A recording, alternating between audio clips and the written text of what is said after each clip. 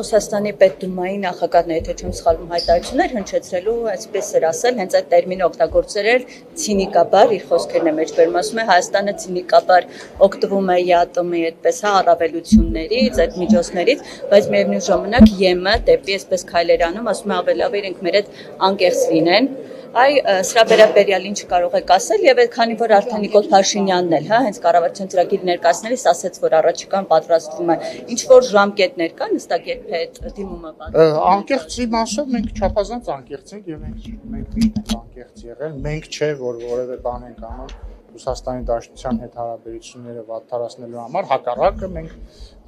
ամեն ինչ արել ենք եւ շարունակում ենք անել նորմալ բարիդրացիական բարեկամական հարաբերություններ ունենալու համար այս կոնտեքստում ես կարծում եմ որ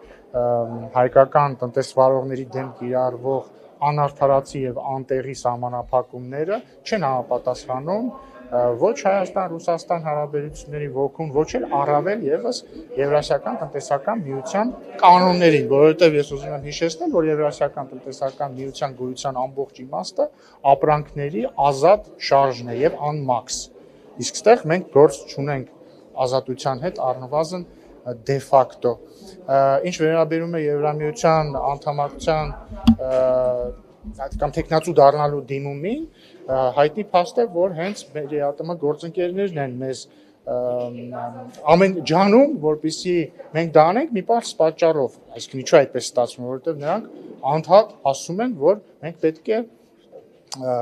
մենք պետք է հանրաքվե անցկացնենք, իսկ հանրաքվե անցկացնել Եվրամիության անդամակցության հարցի վերաբերյալ հնարավոր է միայն, երբ որ այդ հարցը ձևակերպված լինի եւ այդ հարցից բխող հանգամանքները հայտնի լինեն, այսինքն հնարավոր չի ուղղակի հանրաքվե անել։ Ուզում եք դառնանք Եվրամիության անդամ, եթե դրան հարակից գործողությունները արված չեն։ Դրա համար հանրաքվեն հնարավոր կլինի անցկացնել միայն այն բանից հետո, երբ մենք դիմենք Եվրամիության անդամակցության համար, ստանանք համապատասխան արձագանք, ստանանք համապատասխան դրական արձագանք, ստանանք համապատասխան ավելի հստակություն քայլերի ժամանակային շրջանակների վերաբերյալ այդ ժամանակ հնարավոր կլինի իրականացնել հանրաքվե։ Եթե դուք ուշադիր եք, ես այդ հարցին պատասխանեցի։ Հավքի վերաբերյալ, պարոն Ռուբինյան, վարչապետ Նիկոլ Փաշինյանը հայտարարեց, որ ուրախ կլինեն, որ ժամկետը ինչքան